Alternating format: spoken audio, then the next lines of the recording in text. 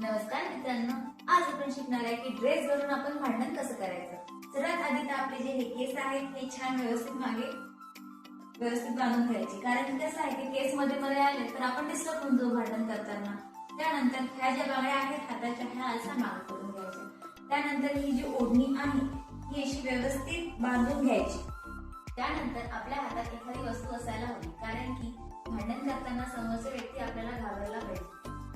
भांडण करताना आपण सर्व लोक जमा करावी, त्यामुळे काय होणार, आपल्याला भांडण करताना प्रोत्साहन मिळेल आणि जुने विषय जे आहेत ते उठून काढावे, कारण की भांडण थोडं लेंदी होणार। ही झाली की बाहेरची भांडणं कशी करावी।